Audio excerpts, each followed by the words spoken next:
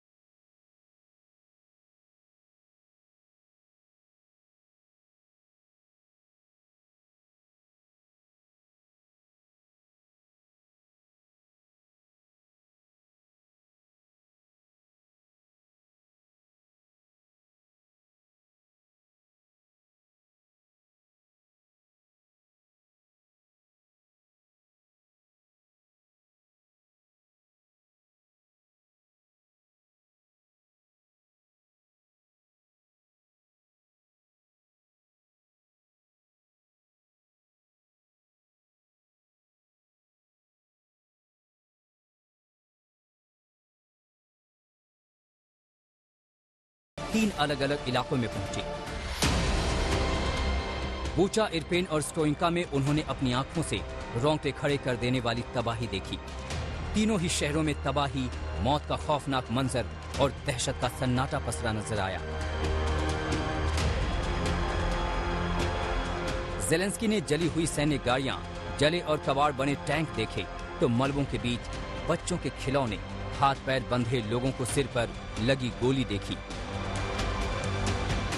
महिलाओं के साथ रेप की दर्दनाक दास्तान सुनी। जेलेंस्की पूछ रहे हैं, क्या यही है पुतिन का स्पेशल मिलिट्री ऑपरेशन, जो था तो यूक्रेन की सेना के खिलाफ, मगर जुनून में रिहायशी इलाकों को शमशान बना दिया और सड़कों पर बेकसूर लोगों की लाशें बिछा दी। Військові злочини, і це буде визнано світом як геноцид. Те, що ви сьогодні тут знаходитесь і бачите, що відбулось, ми знаємо тисячі людей вбитих і закатованих з відрубаними кінцівками, зґвалтовані жінки, вбиті діти. Я думаю, що це більше, ніж...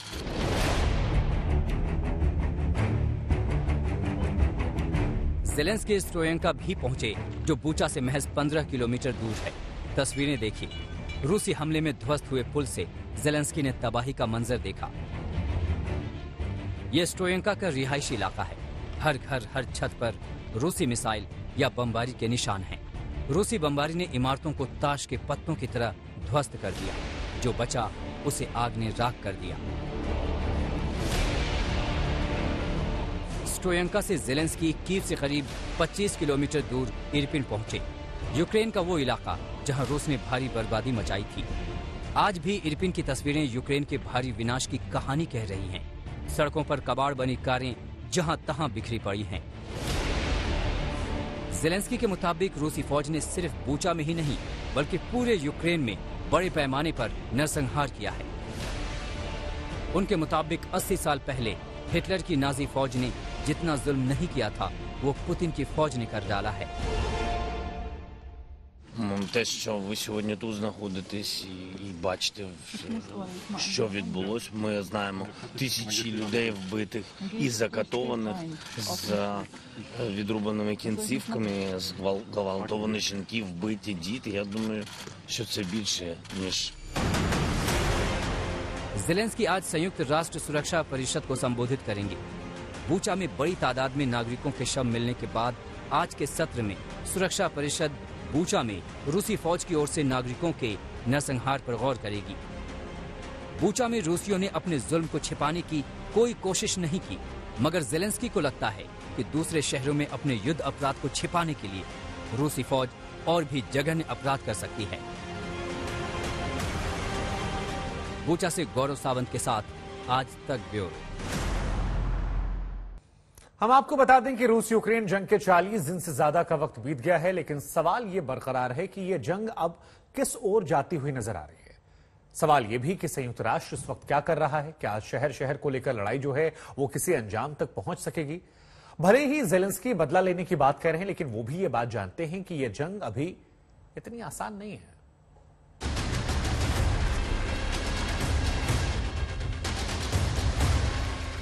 रूसी फौज तो कीव में दाखिल नहीं हो पाई, लेकिन आसपास के इलाके में वो छोड़ गई है विनाश का पूरा साजो सामान। रूसी फौज के जाने के बाद यूक्रेन की सेना चप्पे चप्पे की जांच में जुटी है कि कहीं रूस के सैनिक विस्फोटक छोड़कर तो नहीं चले गए। ये कीव के पास का कोई इलाका बताया जाता है। बर्बादी की तस्वीरें देखिए, जली हुई कारें, रूसी हमले में टूटी इमारतें और मलबों को साफ करते यूक्रेनी आपात सेवा के लोग। पूरी दुनिया की निगाहें तो इस वक्त बूचा पर हैं, लेकिन यूक्रेन अपने आप में कई बूचा को समेटे हुए है। ये तस्वीर मुताई झिन गांव की है। यहाँ जमीन के भीतर से शव मिल रहे हैं। रूसी फौज के जाने के बाद जब लोग यहाँ पहुंचे तो जमीन के अंदर दबाए गए शवों को देखकर सकते में आ गए। वहाँ पर एक गड्ढे में मेरा परिवार लेटा हुआ था। मुझे नहीं पता कि उनको क्यों मारा गया। वो शांति पसंद सभ्य लोग थे। वो पूरे गांव की मुखिया थी और अब उनका परिवार यहाँ है। जैसे जैसे यूक्रेनी फौज इलाकों को अपने कब्जे में लेती जा रही है, रूसी फौज के अत्याचारों का खुलासा होता जा रहा है। कीव से ही सटे होस्टोमेल एयरपोर्ट की तस्वीर तो और भी भयावह है। यूक्रेन के रक्षा मंत्रालय ने ये वीडियो जारी किया है। एयरपोर्ट के हैंगर में लगे तमाम विमानों का रूसी हमले में खस्ता हाल हो चुका है। भारी आर्टिलरी हमले में मिरिया समेत तमाम विमान जलकर बर्बाद हो गए। मिरिया विमान अपने साथ 250 टन सामान ढोने की क्षमता रखती थी, लेकिन $3 बिलियन से भी महंगा ये विमान अब इस्तेमाल लायक नहीं रह गया। ये तस्वीर दुनिया के सबसे बड़े विमान एंटोनोव 225 की है, जो फिलहाल कबाड़ में तब्दील हो चुकी है। ड्रोन कैमरे ने जंग के दौरान होस्टोमेल एयरपोर्ट पर हुए विनाश को कैद किया है। टरमेक पर नष्ट विमानों के साथ कबाड़ बन चुकी सेना की गाड़ियां भी नजर आ रही हैं। 40 दिन की जंग में रूस ने यूक्रेन को लगभग नेस्त नाबूद कर दिया है। शहर शहर विनाश। नेटो में जाने की ज़ेलेंस्की की जिद की यूक्रेन को इतनी महंगी कीमत चुकानी होगी, शायद ही किसी ने सोचा था। बूचा से गौरव सावंत, डोनेट्स से गीता मोहन और कीव से राजेश पवार के साथ आज तक ब्यूरो।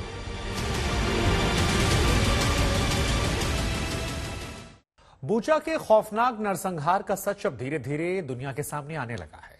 इस नरसंहार में यह सामने आया कि दुनिया के सबसे खूंखार लड़ाकों में गिने जाने वाले चेचन लड़ाकों का नाम है। ऐसा कहा जा रहा है कि रूसी राष्ट्रपति व्लादिमीर पुतिन के फरमान पर ही इन चेचन लड़ाकों ने बूचा में नरसंहार और कत्लेआम को अंजाम दिया।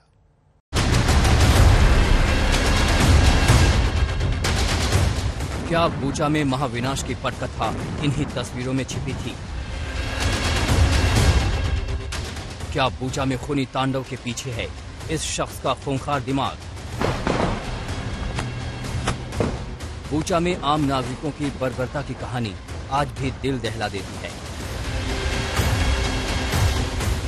साइकिल से जाते निर्दोष लोगों की गोली मारकर हत्या, घरों और बेसमेंट से निकालकर सरेआम निर्दोष नागरिकों को गोली मार देना, बच्चों के सामने मां का रेप कर जान से मार देना, लोगों के हाथ पांव बांधकर कनपट्टी पर गोली का निशाना बनाना,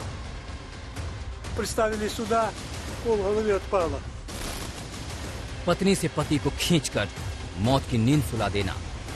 मैंने जूते और पतलून से उसको पहचाना, उसके अंग अंग काट डाले।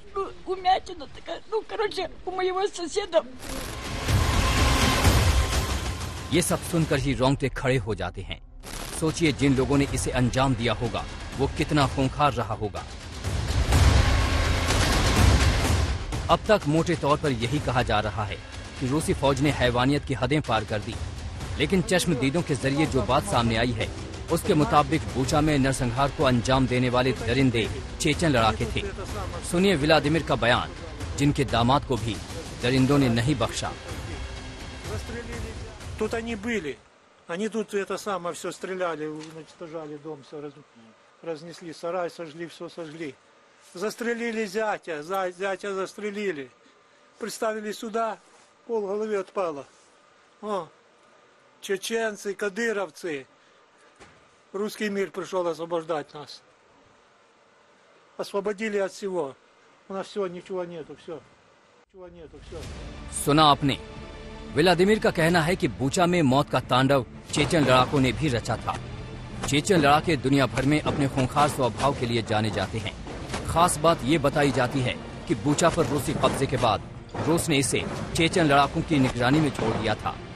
इसी दौरान चेचन लड़ाके मनमानी करते रहे। सुनिए बूचा के मेयर एनातोली फेडोरुक का बयान। Мирними людьми. Знаєте, будь-яка війна – це є злочини вже, але є якісь правила ведення війни. А по відношенню до мирного населення російська орда фактично продемонструвала, що вона свідомо нищила. Вони отримали фактично зелену на сафарі від свого Путіна. ज्यादा दिन नहीं बीते, पिछले हफ्ते की ही बात है जब यूक्रेनी राष्ट्रपति जेलेंस्की के एक प्रस्ताव को खारिज करते हुए रूसी राष्ट्रपति पुतिन ने यूक्रेनी दूत को धमकाते हुए कहा था, जाओ उनसे कह दो मैं उन्हें बर्बाद कर दूंगा। तो क्या बूचा की बर्बादी उसकी धमकी का नतीजा है? पुतिन की धमकी के बाद चेचन रिपब्लिक के मुखिया रमजान कादिरोव का ये बयान सामने आया था, जिसमें रूस और चेचन लड़ाकों की जुगलबंदी साफ नजर आ रही है। Это господин Мединский что-то ошибся, да он формулировку, да он неправильно сделал, да он. पुतिन या कादिरोव ने जो धमकियां दी, अब उसे इन खौफनाक तस्वीरों से मिलाकर देखिए। बूचा नरसंहार के मास्टरमाइंड का पता साफ नजर आ जाता है। बूचा की बर्बादी को देखते हुए यूक्रेनी राष्ट्रपति जेलेंस्की भी सोच रहे होंगे कि क्या नेटो में जाने का उनका ख्वाब इतना बड़ा अपराध था कि चेचन लड़ाकों के साथ मिलकर रूस ने कत्लेआम कर दिया। मैं चाहता हूं कि रूसी सैनिकों की मां बूचा, इरपिन और होस्टमेल में बिखरी लाशों को देखे। रूसी सैनिकों ने क्या किया है? लोगों को क्यों मारा है? साइकिल चला रहे उस आदमी की क्या गलती थी? क्यों रूसी सैनिकों ने एक शांतिप्रिय आम आदमी को मौत के घाट उतारा? महिलाओं से छीना झपटी क्यों की गई? क्यों बच्चों के सामने माओं का बलात्कार किया गया और उन्हें मौत के घाट उतार दिया? मरने के बाद उनकी लाशों का मजाक उड़ाया गया। लोगों की लाशों को टैंक से कुचल दिया गया। बूचा ने रूस का क्या बिगाड़ा था? कोई ऐसी घिनौनी हरकत कैसे कर सकता है? रविवार को पूरी दुनिया के सामने बूचा का खौफनाक सच सामने आया था, जब बूचा के मेयर ने दुनिया के मीडिया कर्मियों को बूचा का दौरा कराया तो कदम कदम पर हिला देने वाला मंजर देखने को मिला। बूचा नरसंहार का खुलासा होते ही ह्यूमन राइट वॉच की एक टीम जांच करने बूचा पहुंच चुकी है। सड़क से सबूतों को उठाया जा रहा है, चश्मदीदों का बयान लिया जा रहा है, क्राइम सीन के चप्पे चप्पे की बारीकी से जांच हो रही है। हम आपको बता दें कि चेचन लड़ाकों का खूनी इतिहास रहा है। जब से रूस यूक्रेन जंग की शुरुआत हुई है, इसमें चेचन लड़ाकों के शामिल होने की खबरें रह रह कर आती रही। पिछले दिनों पुतिन के नाम कादिरोव का एक टेलीग्राम संदेश भी सामने आया, जिसमें कादिरोव ने यूक्रेन समस्या के स्थायी समाधान का सुझाव दिया था। तो क्या बूचा नरसंहार इसका समाधान है? ये एक बड़ा सवाल।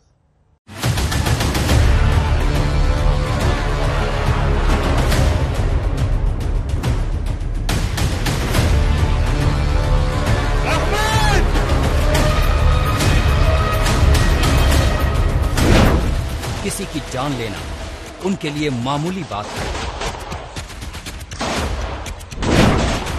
इंसानों को तड़पा कर मारना उनकी फितरत है।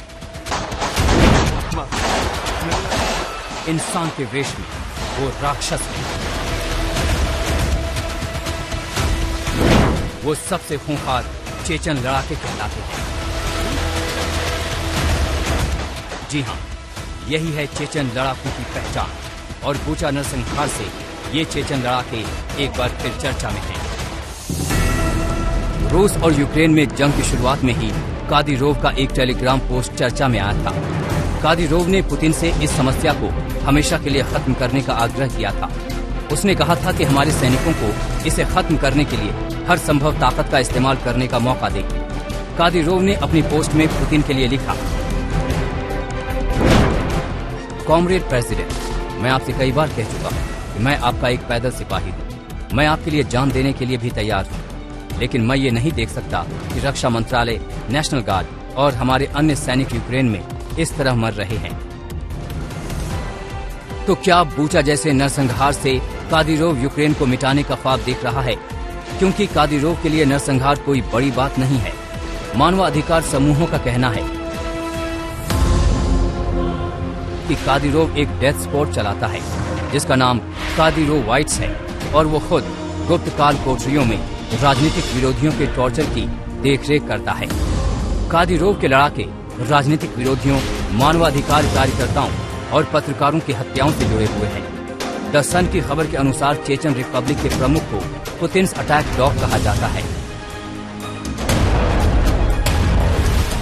सवाल उठता है कि कौन है चेचन लड़ाके, रूस और यूक्रेन से इनका क्या कनेक्शन है? चेचन लड़ाके चेचनिया की फेडरल गार्ड सर्विस की दक्षिणी बटालियन के लड़ाके हैं। इसमें हजारों लड़ाके मौजूद हैं। माना जाता है कि चेचनिया के लड़ाके अक्सर जंगलों में ही रहते हैं। ये लड़ाके अपनी बर्बरता के लिए जाने जाते हैं और अब दावा किया जा रहा है कि वही लड़ाके यूक्रेन में रूस का साथ देने के लिए मैदान जंग में उतर चुके हैं। चेचन लीडर रमजान कादिरोव को नेतृत्व विरासत में मिली है। जून 2000 में उनके पिता अखमद कादिरोव को चेचनिया का नेता घोषित किया गया था। मार्च 2003 में चेचनिया में जनमत संग्रह हुआ, जिसमें ज्यादातर लोगों ने चेचनिया को रशियन फेडरेशन का हिस्सा बनाने के पक्ष में वोट किया। 2004 में अखमद कादिरोव की हत्या हो गई। उनके बाद रमजान कादिरोव चेचनिया के राष्ट्रपति बने। वही कादिरोव इन दिनों यूक्रेन के लिए तबाही का नाम बना हुआ है। आज तक गोरखधाम हमले के तार कई जिलों से लेकर सरहद पार से भी अब जुड़ते जा रहे हैं। मुर्तजा अब्बासी नेपाल भी जा चुका है और वहां से लौटकर उसने इस धारदार हथियार को खरीदा था, जिसके बाद वो मंदिर पहुंचा। संदिग्ध संगठन गजवतुल से भी उसके रिश्ते बताए जा रहे हैं।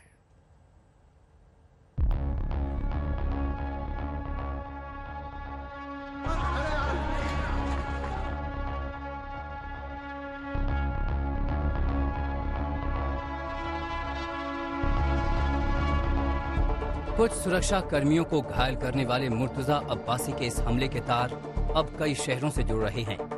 यूपी के कई शहरों में छापेमारी हो रही है। कुछ संदिग्ध और मुर्तजा के मददगार पकड़े भी जा चुके हैं। सरहद पार नेपाल तक मुर्तजा जा चुका था। कट्टरपंथी बनने की ऑनलाइन ट्रेनिंग लेने वाला मुर्तजा कई लोगों से जुड़ा था। इतना तो साफ है कि मुर्तजा के इरादे खतरनाक थे।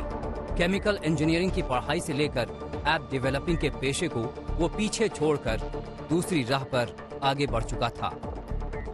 पहले नक्शे के जरिए समझिए कि इस मामले की कड़ियां कहां कहां जुड़ी थी। मुर्तजा गोरखपुर का रहने वाला था। हाल में उसका पूरा परिवार गोरखपुर लौट आया था। मुंबई में मुर्तजा ने IIT से केमिकल इंजीनियरिंग की थी।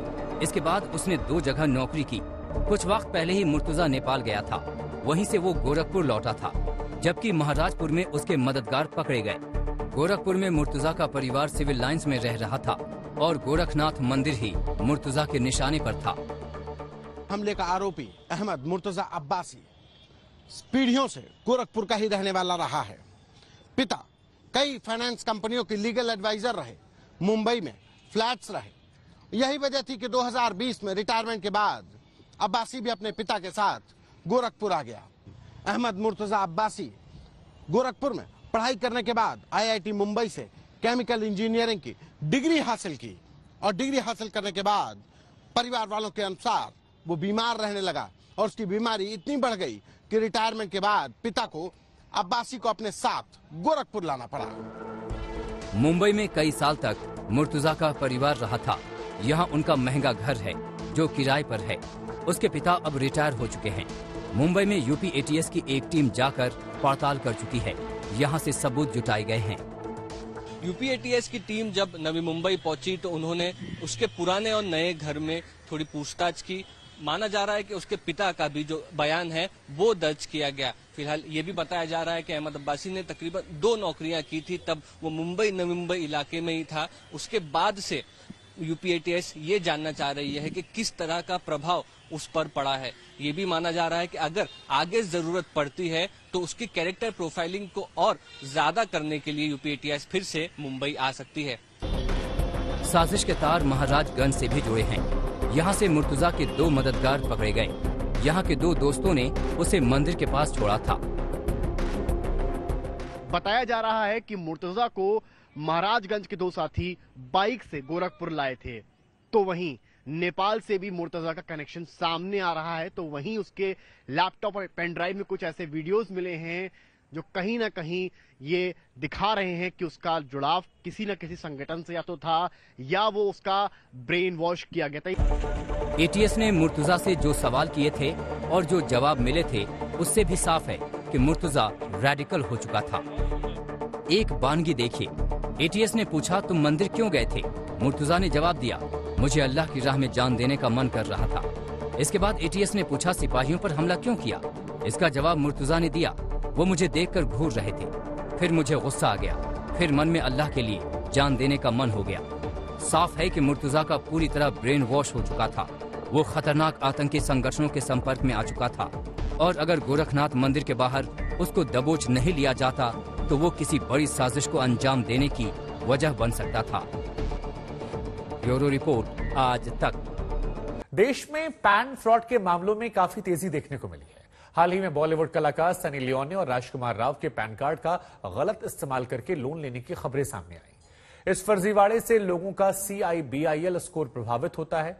इससे उन्हें आगे कर्ज मिलने में मुश्किलें होती हैं।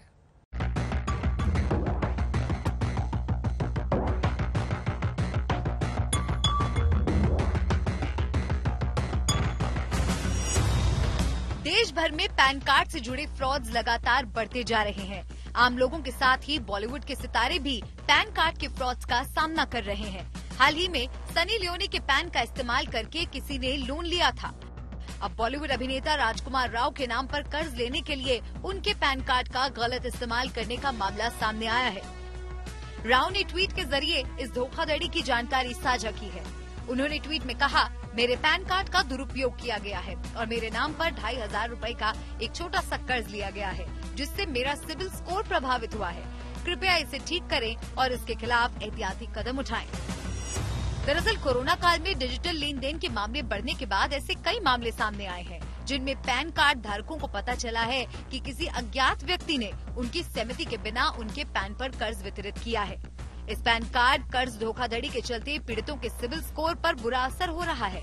ऐसे में अब सवाल उठने लगे हैं कि आखिर किस तरह से पैन कार्ड से हो रही धोखाधड़ी से बचा जाए। इसके लिए जो जरूरी बातें ध्यान रखनी चाहिए उनमें शामिल हैं, किसी को कभी अपना पैन और आधार नंबर साझा नहीं करना चाहिए। इसके अलावा किसी को अपने पैन कार्ड और आधार कार्ड की फोटोकॉपी साझा करने का मकसद भी लिखना चाहिए और इसे इस तरह से लिखना होगा कि तस्वीर पर लाइन का कुछ हिस्सा आ जाए। इतनी सावधानी बरतने से पैन कार्ड से जुड़े फ्रॉड के होने की आशंका काफी कम हो जाती है। क्या आपके फोन में ये मैसेज आया कि आपका लोन एप्लीकेशन स्वीकार कर लिया गया है और आप भटक रह गए हैं क्योंकि आपने ये लोन लिया ही नहीं? ऐसे में क्या करें? आपको बता दें कि आप जो भी लोन या क्रेडिट कार्ड लेते हैं इसकी जानकारी बैंक्स और NBFCs क्रेडिट ब्यूरो को शेयर करते हैं। तो आप इन क्रेडिट ब्यूरो जैसे सिविल, इक्विफैक्स, एक्सपीरिया के पोर्टल पे जाके फ्री में या कुछ पैसे देकर ये रिपोर्ट निकाल सकते हैं और पता लगा सकते हैं कि कौन कौन सा लोन आपके पैन कार्ड पे चल रहा है और ऐसा करने से आप इन दुर्घटनाओं से बच सकते हैं। दरअसल हमारा पैन बैंक खातों से जुड़ा होता है। ऐसी कोई भी संस्था जहां से लोग उधार लेते हैं वो इस जानकारी को क्रेडिट ब्यूरो के साथ लगातार साझा करता है। पैन पर बकाया कर्जों की डिटेल्स क्रेडिट रेटिंग एजेंसियों जैसे कि सिविल, इक्विफैक्स, एक्सपीरियन वगैरह के माध्यम से मिल जाती है। कोई भी शख्स फिनटेक फर्मों में लॉग इन करके अपने लोन डिटेल की जांच कर सकता है। इस तरह के फिनटेक ऐप यूजर्स को लोन के डिटेल के साथ तुरंत सिविल स्कोर देते हैं। यानी समय समय पर इस जानकारी को देखते रहना भी पैन फ्रॉड से बचने के लिए बेहद जरूरी है। आज तक ब्यूरो। इस बार अप्रैल जून तिमाही में लोगों को जमकर नौकरियां मिलने वाली हैं। अलग अलग सर्वे में यह दावा किया जा रहा है कि पहली तिमाही में 50% से ज्यादा कंपनियां नौकरियों को लेकर हायरिंग करने वाली हैं। इसके साथ ही सैलरी इंक्रीमेंट की भी इस साल प्री कोविड स्तर के पार निकलने का दावा एक सर्वे में किया गया है।